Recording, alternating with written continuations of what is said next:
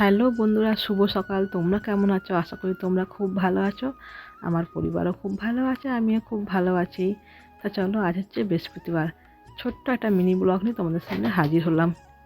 তা দেখো, আজকে বৃহস্পতিবারের সমস্ত ঠাকুরকে মালা দিয়ে পুরো ফুলে ভরিয়ে দিয়ে সাজিয়ে দিয়েছি। আর সত্যি বলতে এই বৃহস্পতিবারটা এলে না আমার খুব ভালো লাগে, যেহেতু সমস্ত ঠাকুরকে আমি মালা দিই। প্রতিদিন দেওয়া সম্ভব হয় না আমার, বৃহস্পতিবারটা আমি দিই, ঠিক আছে। আর দেখো কত সুন্দর লাগছে ঠাকুরগুলোকে দেখে, পুরো মুখগুলো জলজল করছে, মনে হয় ঠাকুর ঘরটাতেই বসে থাকি, এখান থেকে না উঠি।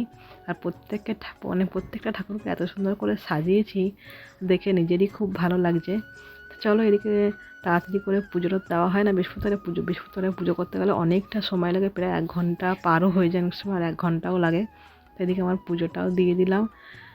আর দেখো, আজকে না অনবরত শুধু বৃষ্টি হয়ে যাচ্ছে। আজকের না, কালকে থেকে কন্টিনিউ বৃষ্টি হচ্ছে, বৃষ্টি একদমই বন্ধ নেই।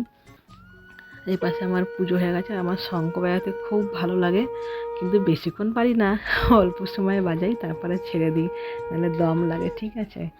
তো যে পুজোটা তো আমার হয়ে গেল।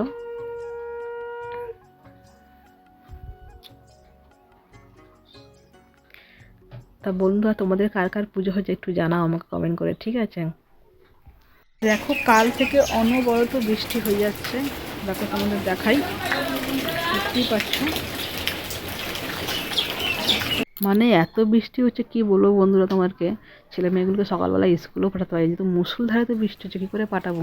আর দেখো, আকাশটা পুরো অন্ধকার হয়ে আছে একদম, রাস্তাঘাটের কি অবস্থা, পুরো পিছলা হয়ে গেছে একদম।